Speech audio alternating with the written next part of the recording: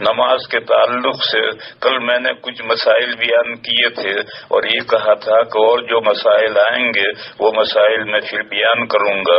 چند مسائل آئے ہیں ان کو بیان کرتا ہوں، پھر آگے نماز کے تعلق سے لوگ مسائل نہ بھیجیں. آج جتنے مسائل آئے ہیں بس یہی بیان کروں گا. اگر اور لوگ بھیجتے رہیں گے تو پھر میں اسی میں پھنس کر کے رہ جاؤں گا. پہلی بات تو یہ پوچھی ہے کہ سجدے کی حالت میں اگر دونوں پیر زمین سے اٹھ جائیں تو کیا حکم ہے؟ سجدے کی حالت میں دونوں پیر زمین سے اٹھ جائیں، ایک ساتھ دونوں اٹھ جائیں تو کیا حکم ہے؟ اس سلسلے میں یہ جاننا چاہیے. میں نے پہلے بتایا تھا کہ سجدہ ہے ہمارے بدن کا جو طرف اسفل ہے، اس لیول پر طرف اعلیٰ کو لے آنے کا نام ہے. لہذا اگر سجدے میں ماتھا زمین پر رکھنا ہے، اصل تو کھوپڑی رکھنی چاہیے مگر وہ رکھ نہیں سکتے تو اس کے قائم مقام ماتھا اور ناک دونوں کو لیا گیا ہے. اگر صرف ماتھا لگا ہے ناک نہ لگا ہے تو تمام ائمہ کے یہاں نماز ہو جائے گی لیکن مکروہ ہوگی. اور اگر صرف ناک لگائے اور ماتھا نہ لگائے، ماتھے پر کوئی پھوڑا ہو رہا ہے اس کی وجہ سے ماتھا زمین پر نہیں لگ سکتا تو ناک تو اس نے لگائی، تو امام اعظم رحمہ اللہ کہتے ہیں کہ نماز ہو جائے گی، مکروہ تحریمی ہوگی. دوسرے ائمہ کہتے ہیں کہ نہیں، صرف ناک لگانے سے نماز ہی نہیں ہوگی. بہرحال ادھر تو یہ ہے کہ ادھر آپ کو ماتھا اور ناک دونوں لگانے ہیں اور دبا کر کے رکھنے ہیں. ماتھا بھی دبا کر رکھنا ہے، ناک بھی دبا کر رکھنا ہے. اور نیچے طرف اصل میں اگر دونوں پیروں پر جیسے کھڑے ہوتے ہیں ہم، اس حالت میں تو سجدہ ہو نہیں سکتا تو پیر تو لامحالہ کھڑے کرنے پڑیں گے. بس دونوں پیروں کی انگلیاں موڑ کر کے دبا کر کے رکھو اور انگلیاں قبلے کی طرف متوجہ رکھو. نماز میں سراپا قبلے کی طرف ہونا چاہیے. تو اگر پیر قبلے کی طرف انگلیاں قبلے کی طرف ہیں تو گویا سارا ہی بدن قبلے کی طرف متوجہ ہے. تو سجدے میں بھی استقبال قبلہ کے لیے یہ دونوں پیروں کی انگلیوں کو موڑ کر دبا کر کے قبلے کی طرف متوجہ کر کے رکھنا ہے. یہ تو ہے سجدے کا صحیح طریقہ. بس اگر پورے سجدے میں ایک رکن کے بقدر، ایک رکن کتنا ہے؟ سبحان ربی العظیم، سبحان اللہ، سبحان اللہ، سبحان اللہ. یہ جتنا 2 سیکنڈ ہوئے، یہ 2 سیکنڈ یہ ایک رکن کے بقدر ہے. اگر پورے سجدے میں دونوں پیر یا ایک پیر ایک رکن کے بقدر بھی زمین پر نہیں لگے تو نماز نہیں ہوگی، سجدہ ہی نہیں ہوا. اور اگر ایک رکن کے بقدر یا اس سے زائد دونوں پیر یا ایک پیر لگا رہا اور پھر ایک پیر اٹھ گیا تو مکروہ. اور اگر دونوں ہی پیر اٹھا دیے تو پھر نماز مکروہ ہوگی لیکن نماز ہو جائے گی. لیکن ایک رکن کے بقدر دونوں پیر یا ایک پیر زمین پر لگا رہے تو نماز ہوگی، اور اگر اتنا نہ لگے تو پھر نماز ہی نہیں ہوگی. بعض کتابوں میں یہ لکھا ہے کہ اگر دونوں پیر سجدے میں زمین سے اٹھ گئے تو نماز باطل. یہ مسئلہ صحیح نہیں، اس کو صحیح ہے نا، اس مسئلے کو سمجھے نہیں ہیں لوگ. مسئلہ یہ ہے کہ پورے سجدے میں دونوں پیر یا ایک پیر ایک رکن کے بقدر زمین پر نہیں لگا تو نماز باطل، کیونکہ سجدہ ہی نہیں ہوا. لیکن اگر ایک رکن کے بقدر لگا پھر اس کے بعد میں ایک پیر اٹھ گیا تو مکروہ، چھوٹا مکروہ. اور دونوں پیر ایک ساتھ اٹھا دیے تو پھر ڈبل مکروہ تحریمی ہو جائے گا. پھر اس لیے بھائیو اس کا خیال رکھنا چاہیے کہ پورے سجدے میں دونوں پیر انگلیاں دبا کر کے قبلے کی طرف متوجہ کر کے رکھنی چاہیے. اور اگر دونوں پیر تھوڑے ایک رکن کے بقدر لگنے کے بعد اٹھ گئے تو نماز ہو جائے گی مگر نماز مکروہ ہوگی. بعض مسائل کے سمجھنے میں غلطی ہو جاتی ہے، غلط فہمی ہو جاتی ہے۔ مثلا یہ مسئلہ ہے کہ اگر کوئی شخص بیت اللہ شریف کا طواف کرتے ہوئے بیت اللہ شریف کی طرف دیکھے تو طواف نہیں ہوا، یہ بھی صحیح نہیں۔ اصل یہ ہے کہ بیت اللہ کے گرد گھومنے کا نام طواف ہے، بس اگر کوئی بیت اللہ کی طرف منہ کر کے اس طرح سے منہ کر کے گھومے تو طواف نہیں ہوگا، اس لیے کہ طواف لفظی طواف کی تعریف ہی صادق نہیں آئی۔ لیکن اگر کوئی طواف سامنے منہ کر کے طواف کر رہا ہے اور اتفاق سے اس نے بیت اللہ کو دیکھ لیا تو طواف کے دوران میں بیت اللہ کو دیکھنا نہیں چاہیے، لیکن دیکھ لیا تو اس سے طواف باطل نہیں ہوگا۔ تو بیت اللہ ہی کی طرف دیکھتا دیکھتا طواف کا سارا طواف کرے تو طواف نہیں ہوا، وہاں بھی مسئلہ سمجھنے میں غلطی ہوتی ہے۔ لیکن اگر طواف کے دوران میں بیت اللہ کو دیکھا تو دیکھنا تو نہیں چاہیے، لیکن دیکھا تو طواف باطل نہیں ہوگا۔ ایک قصہ مجھے یاد آیا، ٹورنٹو میں ایک آدمی اپنے بچے کو جو 10-12 سال کا بچہ ہوگا، لڑکا ہوگا، وہ لڑکے کو لے کر آیا اور کہنے لگا کہ حضرت اس کا ایک سوال ہے، اس کا جواب آپ دیں۔ میں نہیں دے سکا جواب۔ میں نے پوچھا بیٹے کیا جواب اشکال ہے تیرا؟ اس نے کہا کہ میں نے ایک کتاب میں پڑھا ہے کہ جو بیت اللہ شریف کے اندر جائے وہ چھت کو نہ دیکھے۔ کیوں چھت کو دیکھنے میں کیا حرج ہے؟ کیوں نہ دیکھے چھت کو؟ وہ یہ سمجھتا ہوگا کہ شاید چھت کو دیکھنے میں کوئی بھوت ووت لگ جائے گا، لپٹ جائے گا کچھ۔ تو میں نے اسے کہا کہ نہیں، یہ بتا کہ بیت اللہ شریف کے اندر جو جائے گا وہ کیوں جائے گا، کیا کرنے جائے گا؟ تو کہنے لگے عبادت کے لیے جائے گا۔ تو میں نے کہا عبادت کے لیے جائے گا، آثار قدیمہ کی زیارت کرنے تو نہیں جائے گا۔ چھت کی طرف دیکھنے کی کیا ضرورت ہے؟ کوئی آثار قدیمہ دیکھنے تھوڑی گیا ہے۔ اور دیوار مت نہ دیکھے، دیوار پر تو نظر پڑ جائے گی، نیچے نظر سجدے کی جگہ نظر رکھے گا تو بھی دیوار پر تو نظر پڑے گی، لیکن چھت پر نظر کیسے نہیں پڑے گی؟ چھت کو تو وہ دیکھے گا جو آثار قدیمہ دیکھنے گیا ہے، کبھی کیسی چھت بنی ہے، کیسی ڈیزائن ہے، کیسا ہے۔ عبادت کرنے گیا ہے تو عبادت کر کے چلا۔ تو اسی طریقے سے یہ جو کہا کہ چھت کی طرف نہ دیکھے، اس کو اشکال ہوا کہ چھت کی طرف دیکھنے سے کیا حرج ہے؟ اگر چھت کی طرف دیکھ لے تو کیا حرج ہے؟ تو میں نے اسے بتایا کہ بھئی عبادت کرنے کی نیت سے بیت اللہ شریف کے اندر جاؤ، آثار قدیمہ کی زیارت کرنے مت جاؤ۔ اور دیواروں کو مستثنا اس لیے نہیں کیا کہ دیوار پر تو نظر پڑے گی۔ اسی طرح سے یہ مسئلہ ہے کہ طواف کرتے ہوئے بیت اللہ کی طرف دیکھے گا تو طواف نہیں ہوا۔ تو دیکھے گا کہ یہ مطلب یہ ہے کہ بیت اللہ کی طرف ہی دیکھتا دیکھتا گھومے تو طواف نہیں ہوگا، اس لیے کہ کسی چیز کے حولہ اس کے ارد گرد گھومنے کا نام طواف ہے۔ اسی طرح سے یہ مسئلہ بھی کتابوں میں لکھا ہے، اور لوگ غلط سمجھتے ہیں کہ اگر سجدے میں 2 پیر زمین سے اٹھ گئے تو سجدہ نماز باطل۔ ایسا نہیں ہے، بلکہ اصل مسئلہ جو میں نے سمجھایا کہ دونوں پیر پورے سجدے میں صحیح زمین پہ لگے رہنے چاہیے، اور انگلیاں دبا کر موڑو اور انگلیاں قبلے کی طرف متوجہ کرو۔ جیسے ماتھا اور ناک دبا کر رکھنا ہے، اسی طرح یہ بھی دبا کر رکھنا ہے۔ لیکن اگر ایک پیر اٹھ جائے، ایک رکن کے بقدر پیر رکھنے کے بعد ایک پیر اٹھ گیا تو مکروہ، اور دونوں اٹھ گئے تو ڈبل مکروہ۔ اس کے بعد دوسرا سوال ہے کہ ٹوپی کے بغیر نماز پڑھنا کیسا ہے؟ ٹوپی کے بغیر نماز پڑھنا جائز ہے، صرف ننگا پا ہے ناک کے نیچے سے گھٹنے کے نیچے تک، ناک داخل نہیں ہے، ناک تو باہر ہے، ناک کے نیچے سے لے کر گھٹنے کے نیچے تک یہ ننگا پا ہے۔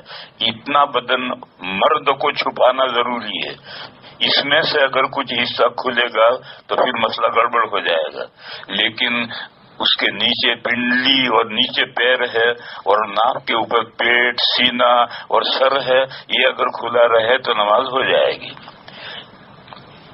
یہ تو مرد کے لیے ہے۔ اور عورت کے لیے सतर तो यही है, नाक के नीचे से लेकर घुटने के नीचे तक ये उसका सतर है। इसीलिए एक औरत दूसरी मुसलमान औरत के सामने भी बेजरूरत अपने बदन का ये हिस्सा नहीं खोल सकती है।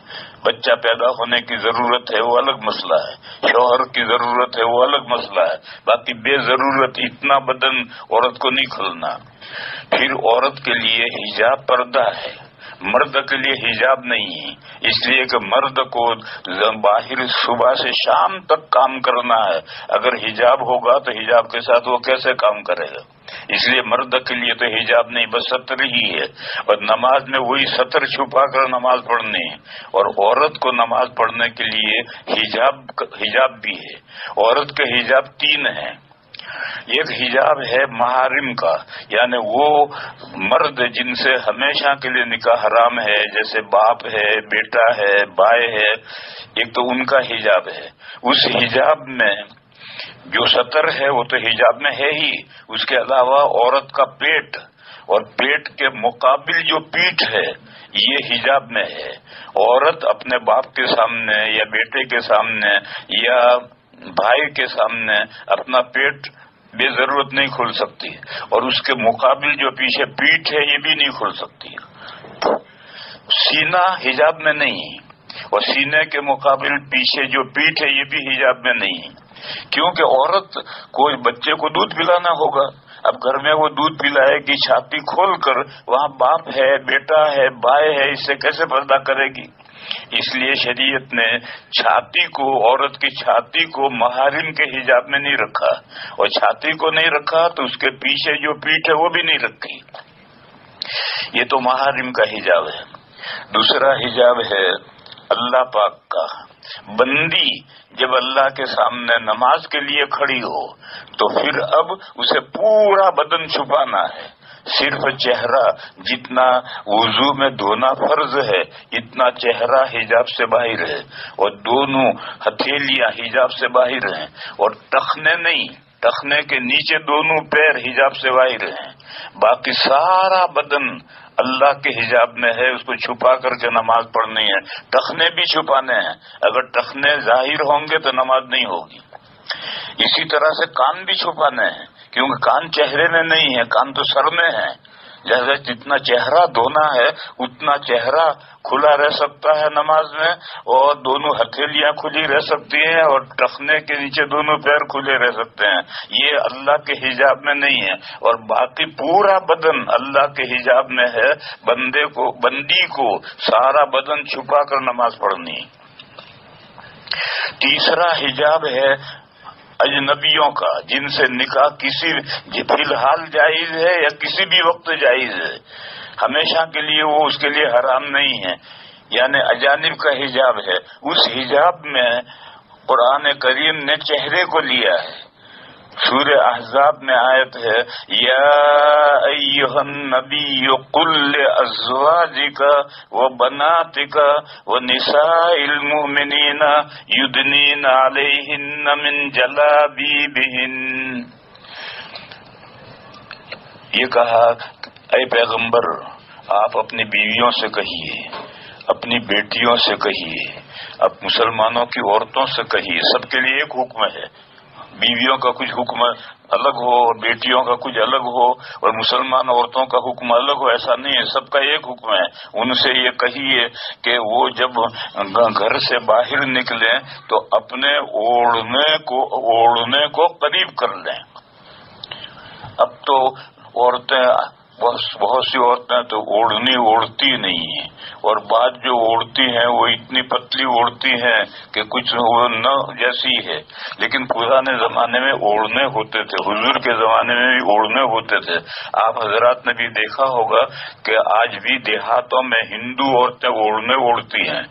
तो ओढ़ना ऊन का या सूत का ओढ़ना ओढ़ रखा है तो दाएं कान की तरफ से आगे नाक की तरफ खींच लें, और बाएं कान की तरफ से नाक की तरफ खींच लें, तो बीच में एक लकीर होगी, उस लकीर से नजर आएगा, चलेगी औरत।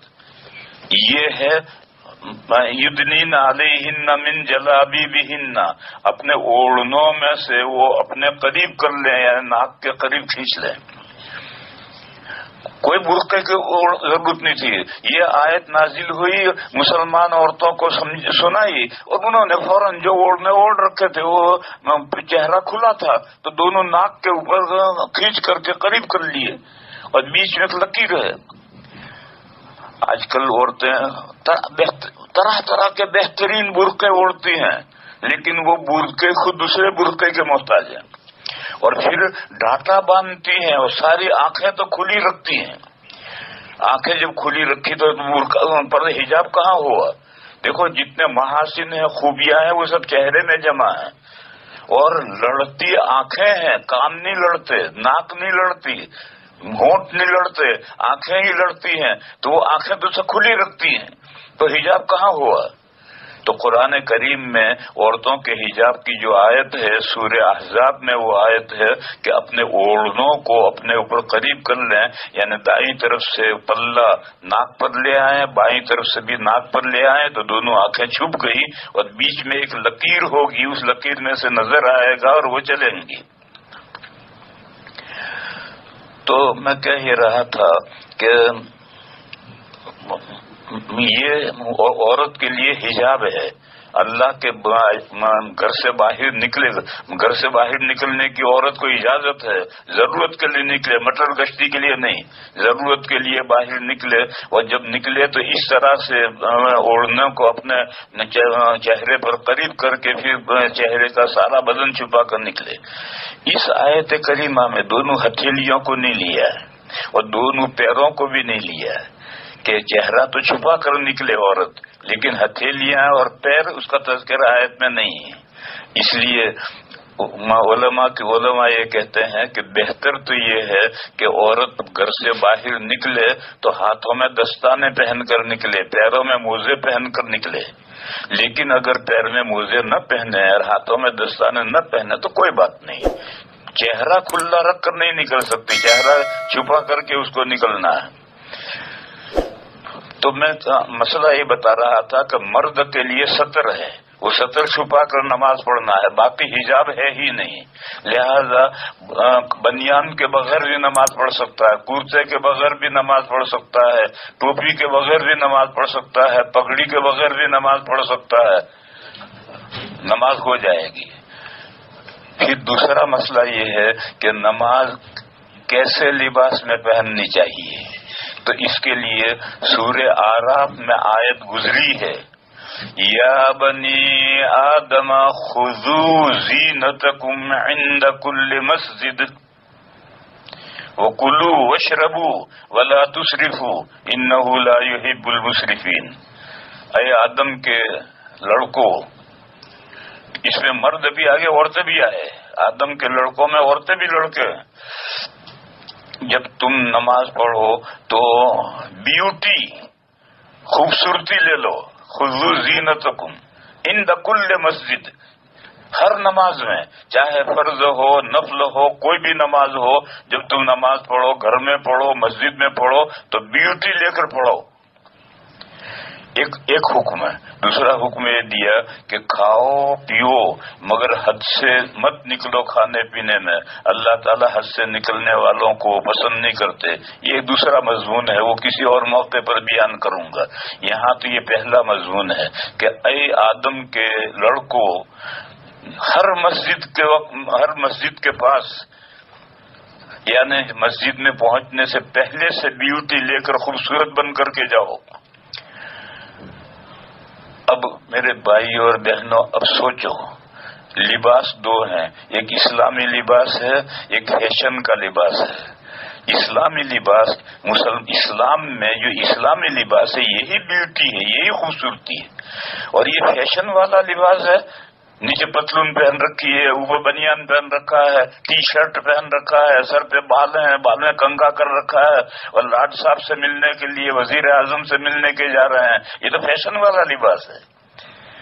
ہمارے بزرگوں کے پاس میں جب کوئی آدمی جاتا ہے اور اس کے سر پہ کچھ نہیں ہوتا ہے تو جیب میں سے دستی رومال لے کر سر پہ باندھ کر پھر ملنے کے لیے آتا ہے. معلوم ہوا کہ اس مسلمانوں کے اندر اور اسلامی لباس کے اندر سر کا چھپا ہوا ہونا یہ بیوٹی ہے، خوبصورتی ہے. لہذا اللہ کا حکم یہ ہے کہ جب کوئی بھی نماز پڑھو تو خوبصورت بن کر کے نماز پڑھو، لہذا سر پہ ٹوپی پہن کر نماز پڑھنا چاہیے، اور پگڑی باندھ کر پڑھو تو واہ واہ واہ واہ، اس کا تو کہنا ہی کیا ہے۔ اب اس کے بعد مسئلہ یہ ہے کہ ایک جماعت ہے غیر مقلدین، ان کا سیمبل یہ ہے کہ اگر وہ ٹوپی کھلے سر نماز پڑھیں گے، اگر ٹوپی ہوگی تو بھی نکال کر جیب میں رکھیں گے یا نیچے ڈالیں گے اور پھر نماز پڑھیں گے، اور وہ یہ کہتے ہیں کہ کھلے سر نماز پڑھنا سنت ہے۔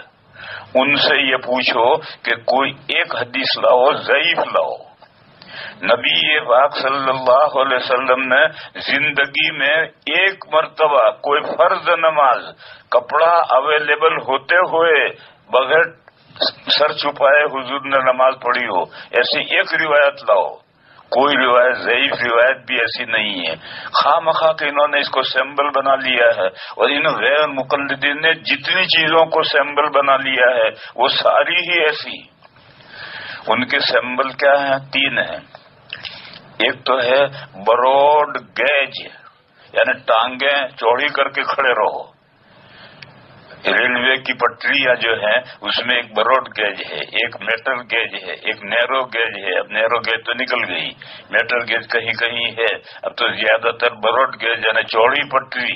تو اسی طرح سے بروڈ گیج، ٹانگیں چوڑی کر کے کھڑے رہو، اور اوپن ہیڈ، سر کھلا رکھو، اور ماتم کنا یعنی سینے پر مارو، ہاتھ مارو صرف۔ یہ 3 سیمبل ہیں ان کے، بروڈ گیج، اوپن ہیڈ، ماتم کنا۔ ان سے پوچھو کہ ان تینوں چیزوں کی کوئی دلیل لاؤ۔ نہ بروڈ گیج کی کوئی دلیل ہے، کوئی حدیث ہے، نہ اوپن ہیڈ کی کوئی حدیث ہے، نہ ماتم یعنی سینے پر ہاتھ باندھنے کی کوئی روایت نہیں ہے۔ سینے پر ہاتھ باندھنے کی 2 روایتیں 2 ہیں۔ ناف سے اوپر کی روایت ہے جو شوافی نے لی ہے، اور ناف سے نیچے کی روایت ہے جو حنفیہ نے لی ہے۔ سینے کے اوپر باندھنے کی تو کوئی روایت ہے ہی نہیں۔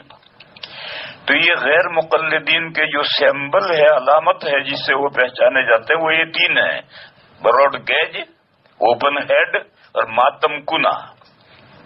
اور ان تینوں باتوں کی کوئی دلیل ہے ہی نہیں ان کے پاس، اس لیے ان کے چکر میں میرے بھائیوں مت پڑو۔ وہ لوگ یہ کہتے ہیں کہ آج کل تو کھلے سر رہنا خوبصورتی سمجھی جاتی ہے، وہ خوبصورتی فیشن میں سمجھی جاتی ہے، اسلامی لباس میں خوبصورتی نہیں ہے۔ بزرگوں کے پاس جب عوام جاتے ہیں اور کوئی ٹوپی نہیں ہوتی ہے تو رومال سر پہ باندھ کر جاتے ہیں۔ تیسرا مسئلہ ہے آدھی آستین والا کرتا یا ٹی شرٹ پہن کر نماز پڑھنا۔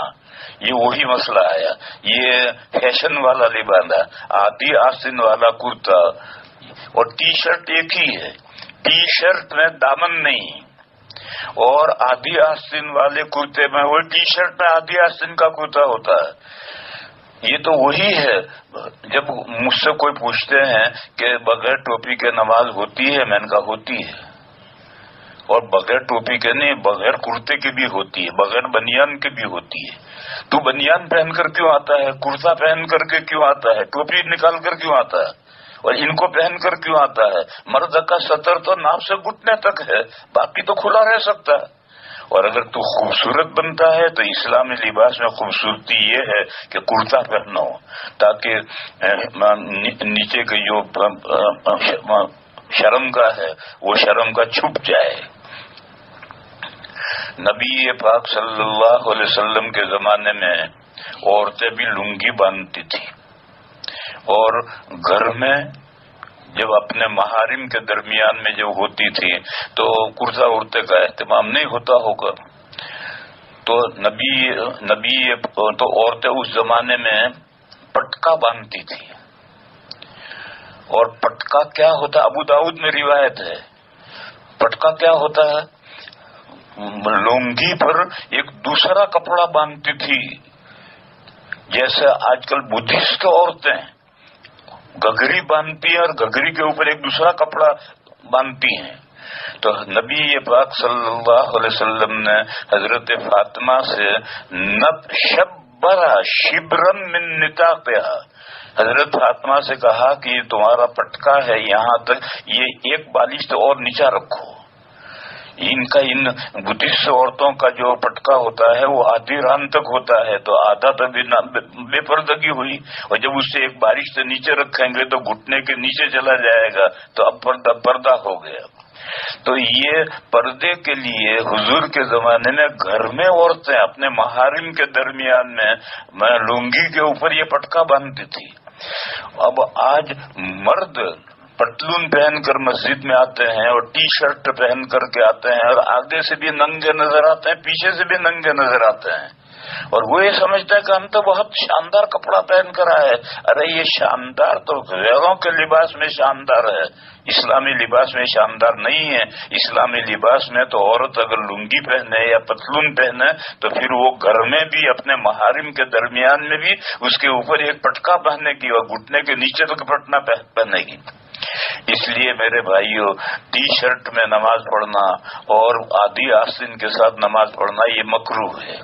آستین پہنچے تک پوری ہونی چاہیے، اور کرتا جو ہے یہ گھٹنے کے نیچے تک دامن ہونا چاہیے، صرف چولی نہیں ہونی چاہیے، چولی کے ساتھ دامن ہونا چاہیے، تب اسلامی لباس میں وہ کرتا ہے اور نیچے کا پورا پردہ ہوگا۔ لہذا زینت جس کا ذکر قرآن میں ہے کہ خذوا زینتکم عند کل مسجد، اس پر عمل اسی وقت ہوگا۔ اس کے بعد یہ ہے مسنون قرات کیا ہے؟ اس میں بھی کتابوں میں لکھا ہے کہ سورہ قاف سے لے کر سورہ بروج تک یہ طوال مفصل ہیں، اور سورہ بروج سے لے کر سورہ بینہ تک اوساط مفصل ہیں، اور اس کے بعد سورہ زلزال سے لے کر آخر تک قصار مفصل ہیں۔ یہ جو کتاب مسئلہ لکھا ہے یہ مقدار بتائی ہے کہ نمازوں میں یہ مقدار ہے۔ فجر میں طوال مفصل پڑھنے ہیں، یعنی اتنی مقدار پڑھنی ہے، چاہے پورے قرآن میں سے کہیں سے پڑھو، یہ نہیں کہ سورہ قاف سے لے کر آخر تک نماز میں پڑھیں گے اور باقی قرآن مہجور نہیں پڑھیں گے، ایسا نہیں ہے۔ صحابہ، خلفائے راشدین اور نبی پاک صلی اللہ تعالی علیہ وسلم پورے قرآن کریم میں سے پڑھتے تھے۔ بس یہ جو فقہ میں صورتیں لکھی ہیں اس کا مطلب کہ اتنی مقدار کہیں سے بھی پڑھو، اتنی مقدار پڑھو۔ فجر میں طوال مفصل پڑھنی ہے یا اس کے بقدر پڑھنا ہے، اور ظہر میں اور عشاء میں اوساط مفصل پڑھنا ہے۔ مشہور یہ قول یہ ہے، اور یہ قول ہے کہ ظہر میں فجر جتنی قرات ہے، لیکن آج کل ظہر میں فجر جتنی قرات کرتے ہیں تو لوگ پریشان ہوتے ہیں۔ لہذا وہ جو دوسرا قول ہے کہ عشاء میں جتنی قرات ہے اتنی قرات ظہر میں ہے، اوساط مفصل۔ اور عصر میں دو قول ہیں، ایک ہے کہ عشاء جتنی قرات ہے اور ایک ہے کہ مغرب جتنی قرات ہے، یعنی قصار مفصل ہے، اور مغرب میں قصار مفصل ہے۔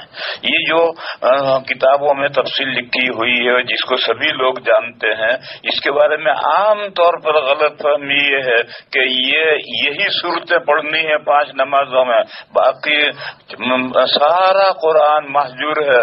یہ سنت و حدیث اور صحابہ اور حضور کے عمل کے خلاف ہے۔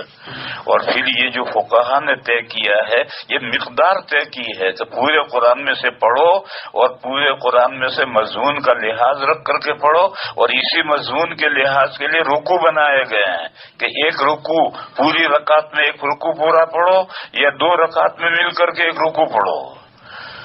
لوگوں میں غلط فہمی یہ ہے کہ تراویح میں تو پورا قرآن پڑھتے ہیں، لمبے سے لمبا رکوع پڑھتے ہیں، لمبی قرات پڑھتے ہیں، لیکن فجر کی نماز میں بہت سے احناف، غیر احناف نہیں، شوافع، مالکیہ، حنابلہ، وہ تو سارے قرآن کریم میں سے طوال مفصل کے بقدر پڑھتے ہیں، لیکن احناف کے یہاں گڑبڑ ہے۔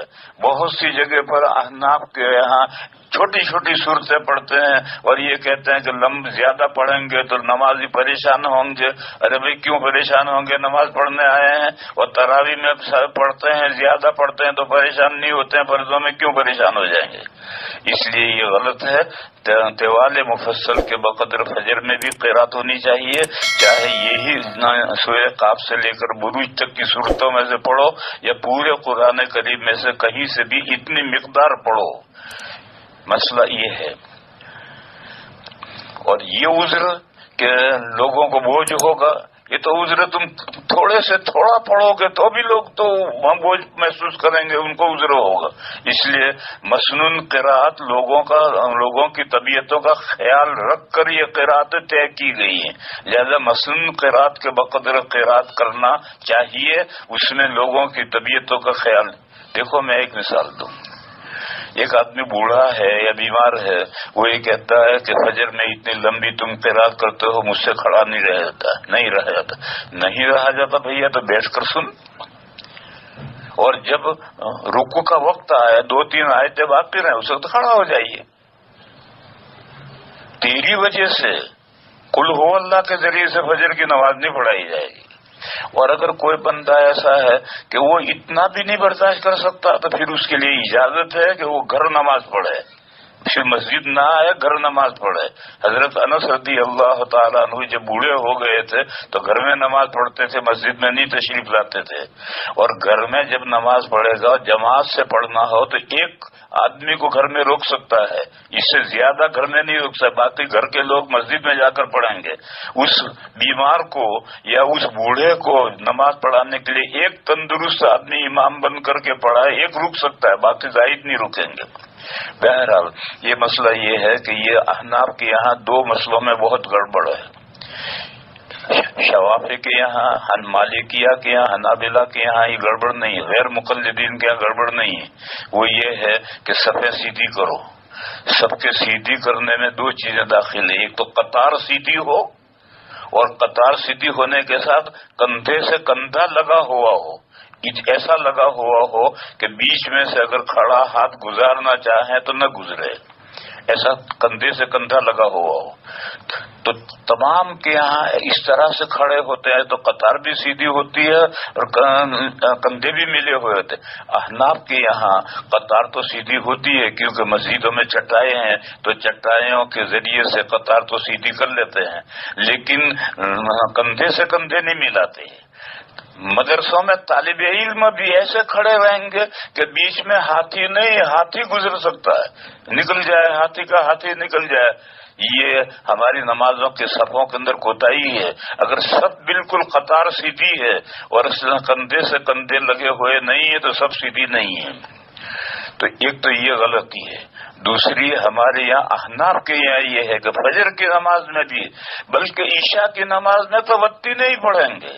ارے بھائی وتینے کے علاوہ اوساط مفصل میں اس سے بڑی صورتیں بھی تو ہیں، وہ کیوں نہیں پڑھتا؟ نہیں بھائی وتی نہیں پڑھے گا، انا انزلناہ فی لیلۃ القدر ہی پڑھے گا۔ دیکھ ٹھیک ہے کبھی ضرورت ہو پڑھ لے تو کوئی بات ہے، لیکن ہمیشہ اتنی کم قرات کرنا یہ ٹھیک نہیں، مسنون قرات ہونی چاہیے۔ اور مسنون قرات یہ ہے فجر میں اور ایک قول میں ظہر میں طوال مفصل ہے، اور عشاء میں اور ایک قول میں ظہر میں اوساط مفصل ہیں، اور عصر میں ایک قول میں اوساط مفصل ہیں، اور ایک قول میں عصر میں اور مغرب میں قصار مفصل ہیں۔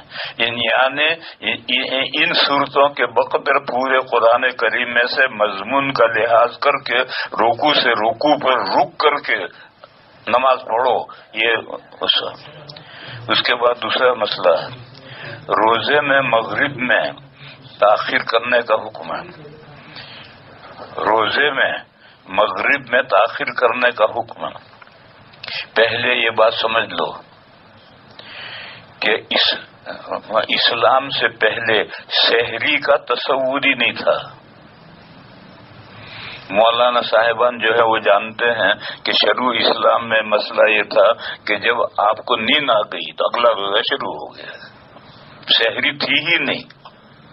یہ تو پھر قرآن کریم میں آیت نازل ہوئی اور یہ کہا کہ تم صبح صادق تک کھا پی سکتے ہو، تو اسلام نے سحری شروع کی اور حضور نے سحری کو بتایا کہ سحری میں برکت ہے، اور کچھ بھی 2 گھونٹ پانی پی لو، تھوڑا سا دودھ پی لو، کچھ نہ کچھ استعمال کرو اس سے۔ غرض سحری تو اسلام نے شروع کی ہے. اسلام نے جب سحری تو نہ کرو، یعنی تھوڑا سا چائے پی لو، دودھ پی لو، تھوڑا سا کچھ کھا لو، لیکن اصل جو پیٹ بھر کر کھانا ہے وہ روزہ کھولتے وقت ہے. اور یہ جو ہمارے یہاں طریقہ ہے، ایک مغرب سے پہلے افطاری کی اور پھر مغرب پڑھ کر پھر کھانا کھایا، یہ جو دو قسمیں دو حصے کر دیے ہیں، یہ بھی اسلام میں نہیں ہے. اسلام میں تو یہ ہے کہ جب اذان مغرب کا وقت ہو، اذان ہوئی تو اب من فطر صائما، روزے دار کو کھانا کھلاؤ، افطار کراؤ، یعنی پیٹ بھر کر کھانا کھائے. لہذا اس کے بعد پھر مغرب بعد کچھ نہیں کھانا، بس مغرب پڑھو، مغرب بعد اوامن پڑھو، جو کچھ کرنا ہو کرو، اور جو کچھ کھانا ہے وہ افطاری میں کھا لو. رمضان کے علاوہ میں حدیث شریف میں یہ قصہ ہے کہ حضرت ابن عمر رضی اللہ تعالی عنہما ہمیشہ روزہ رکھتے تھے. وہ جب روزہ از مغرب کی اذان ہو جاتی تھی تو افطاری کرتے تھے، اور مسجد میں نماز شروع ہو جاتی تھی، امام قرات کرتا تھا، وہ قرات سنتے تھے، سنتے رہتے تھے اور کھانا کھاتے رہتے تھے. تو یہ تو غیر رمضان ہے. غیر رمضان میں تو روزے داروں کی وجہ سے کوئی تاخیر نہیں ہوتی، لیکن رمضان میں تو سبھی روزے دار ہیں، لہذا رمضان میں تھوڑی بہت تاخیر ہونی چاہیے. کتنی؟ مثلا مثال کے طور پر 10 منٹ کی تاخیر ہونی چاہیے تاکہ سب لوگ اپنا کھانا کھا کر فارغ ہو کر آ جائیں. اس سے زیادہ آج کل جو ہم لوگوں نے افطاری کو 2 حصوں میں کر دیا ہے، ایک نماز سے پہلے اور ایک نماز کے بعد. اس کے لیے تاخیر کرنے کی ضرورت نہیں، اس کے لیے تھوڑا سا افطاری کرو پھر نماز پڑھ لو. لیکن اگر افطاری کے ساتھ لوگ کھانا کھاتے ہیں، اب بھی ہمارے یہاں پالنپور میں دیہاتوں میں جب ہم بچے تھے تو مجھے یاد ہے کہ سب لوگ اس اذان مغرب کی اذان پر رمضان میں کھانا کھا کر پھر نماز پڑھنے کے لیے آتے تھے. تو جہاں ایسا ہے تو وہاں 10 منٹ کی تاخیر کرو، 10 منٹ میں کھانا کھایا جا سکتا ہے.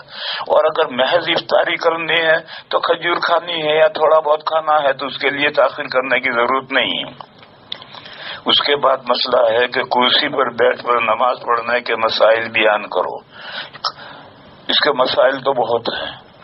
جس کو دیکھنا ہو نیٹ پر کمپیوٹر میں دارالعلوم دیوبند کا ایک فتویٰ پڑا ہوا ہے، اور اس میں پوری تفصیل کے ساتھ کرسی پر بیٹھ کر پڑھنے کے مسئلے بیان کیے گئے ہیں. میں وہ سب مسئلے یہاں بیان نہیں کر رہا، میں تو یہاں صرف ایک مسئلہ بیان کر رہا. وہ یہ ہے کہ کرسی پر بیٹھ کر نماز پڑھنے سے نماز ہو جاتی ہے، لیکن آج کل لوگوں نے کرسی پر بیٹھ کر نماز پڑھنے کو فیشن بنا لیا ہے. یہ جو فیشن بنا لیا ہے یہ ٹھیک نہیں. اگر کوئی واقعی معذور ہے، نیچے نہیں بیٹھ سکتا ہے، کرسی پر بیٹھ کر نماز پڑھے تو نماز ہو جاتی ہے.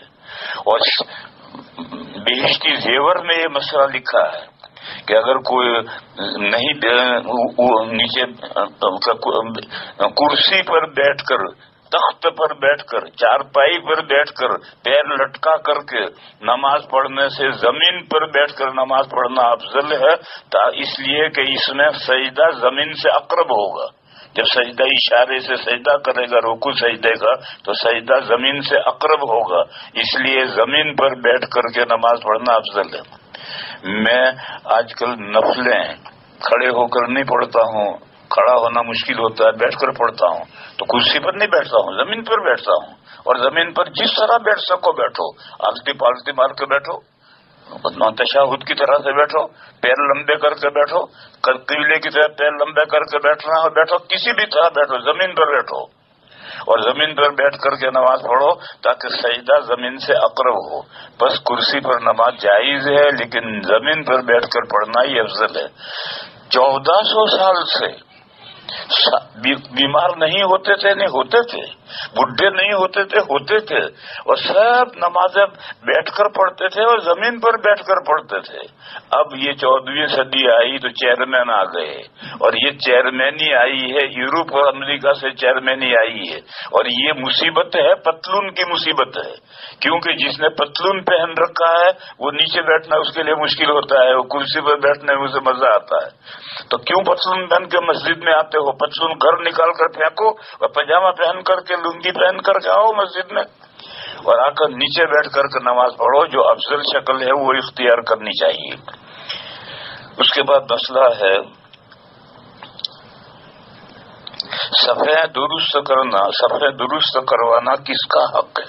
صفحہ درست کروانا یہ امام کی ذمہ داری ہے، مؤذن کی ذمہ داری نہیں ہے۔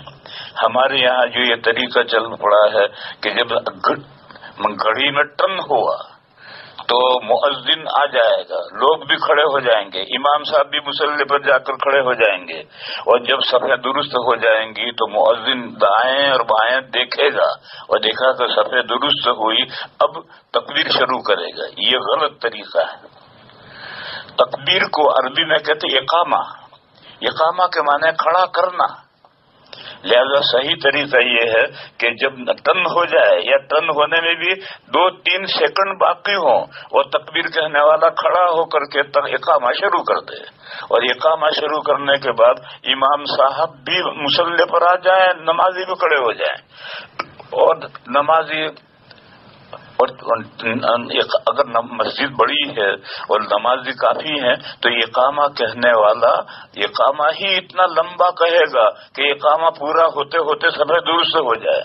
مکہ مکرمہ میں حرم شریف میں جب اقامہ شروع ہوتا ہے تو وہاں اقامہ میں مفرد ایک مرتبہ کلمہ کہتے ہیں، پھر بھی وہ اتنا لمبا اقامہ کہتا ہے کہ کتنا بھی دور سے آ کر سب میں کھڑے ہو جاتے ہیں۔ اور ہمارے یہاں ایک سانس میں اقامہ نمٹا دیتا ہے، 2 سانس میں اقامہ نمٹا دیتا ہے۔ یہی طریقہ غلط ہے۔ اگر تھوڑے ہیں تو اقامہ جلدی کہو، اور اگر لوگ مسجد بڑی ہے تو اقامہ ٹھہر ٹھہر کر کہو، تاکہ اقامہ پورے ہوتے ہوتے لوگ صفحہ خود ہی سیدھ کر لیں۔ پھر امام صاحب اقامہ کے ختم ہونے کے بعد میں نمازیوں کو دیکھیں، اور روز دیکھنے کی ضرورت نہیں ہے، کبھی کبھی دیکھیں، اور دیکھ کر کے اگر کسی گڑبڑ ہے تو اس کو ہدایت کریں کہ آگے کھڑے ہو، مل کر کھڑے رہو۔ آج کل امام یوں دیکھتے تو ہیں مگر کسی سے کچھ نہیں سکتے ہیں۔ یہ وہ پیٹ امام ہے، پیش امام نہیں ہے۔ جو پیٹ امام ہوتا ہے وہ کسی کو کچھ کہہ نہیں سکتا ہے، پیش امام تو ڈانٹے گا، تھپڑ مارے گا جا کر، کیوں الگ کھڑا ہے، کل سمجھایا تھا آج بھی کھڑا ہے ایسے ہی، وہ سیدھا ہو جائے گا۔ پیش امام تو حاکم ہوتا ہے، اور پیٹ امام دیکھے گا، کہہ نہیں سکتا کچھ۔ اس لیے مجھے یاد ہے دارالعلوم دیوبند کے صدر مفتی سے مفتی مہدی حسن صاحب، اس زمانے میں ایک تو جامع مسجد میں جمعہ ہوتا تھا، ایک آدینہ مسجد میں جمعہ ہوتا تھا، اور ایک چھتے کی مسجد میں جمعہ ہوتا تھا، بوڑھوں کے لیے، بیماروں کے لیے۔ تو حضرت مفتی مہدی حسن صاحب جو دارالعلوم کے صدر مفتی تھے وہ جمعہ پڑھاتے تھے، تو خطبہ دیتے تھے۔ خطبہ انہوں نے ختم کیا، اب مؤذن نے کھڑے ہو کے اقامہ شروع کیا، وہ ممبر پر ہی کھڑے رہتے تھے، اس نے اقامہ شروع کیا۔ جب وہ پورا اقامہ اس نے پورا کیا تب حضرت وہیں ممبر پر کھڑے ہوئے، وہ لال رومال والے ذرا آگے بڑھو، عربی فلاں ٹوپی والے مل کر کھڑے رہو، پوری سب کچھ ہمیں درست کر کے پھر نیچے آ کر مصلی پر آ کر اللہ اکبر کہہ کے نماز شروع کرتے تھے۔ تو نماز شروع کرنا یہ امام کی ذمہ داری ہے۔ حضور کے زمانے میں حدیثوں میں ہے کہ نبی پاک صلی اللہ علیہ وسلم صفحہ درست کراتے تھے، حضرت بلال نہیں کراتے تھے، اور خلفائے راشدین کے زمانے میں بھی امام صفحہ درست کراتا۔ ترمذی شریف میں روایت ہے، میں جب 1981 میں جب پہلی مرتبہ حج میں گیا تو شوال میں چلا گیا تھا۔ اس وقت پانی کے جہاز سے جاتے تھے، شوال میں گیا تھا، تھوڑے نمازی تھے، کوئی زیادہ عزوان بھیڑ نہیں تھی۔ تو وہاں میں نے دیکھا کہ ہر نماز شروع ہونے سے پہلے 2 مرتبہ آواز آتی ہے،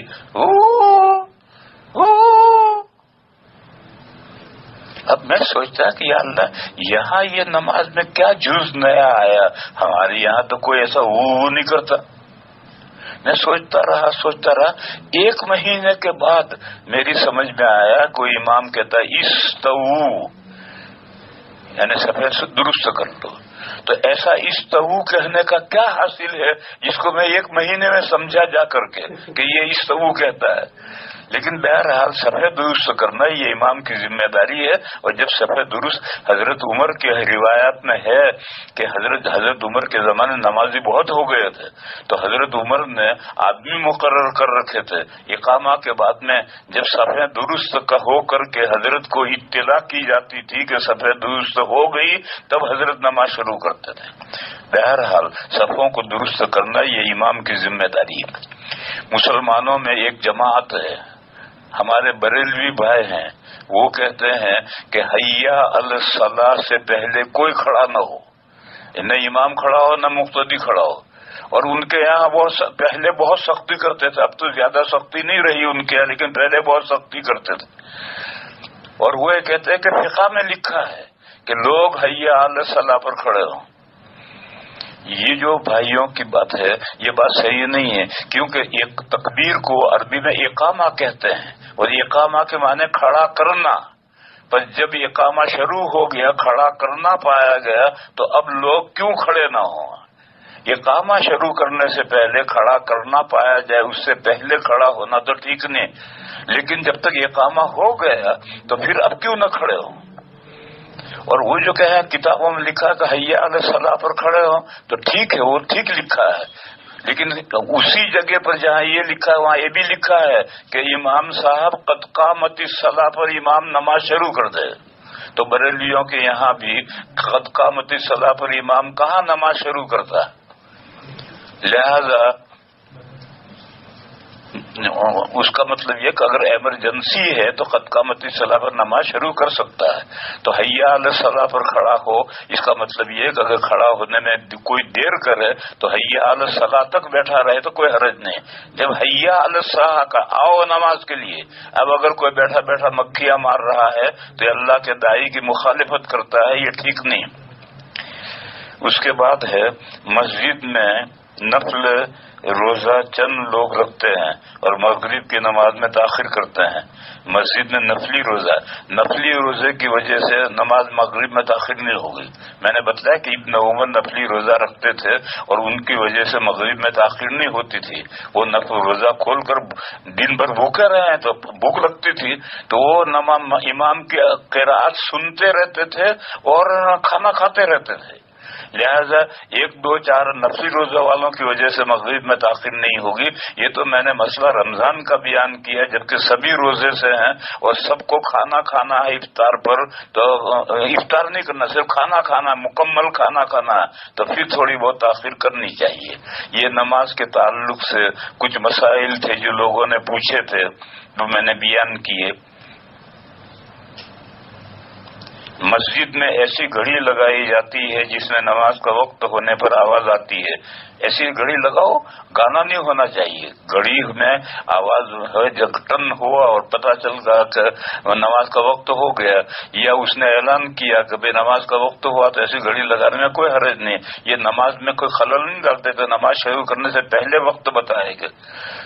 گانا ہو اس طرح کی چیز تو ٹھیک نہیں ہے، لیکن ایسا وقت بتانے والی گھڑی لگائے تو کوئی حرج نہیں.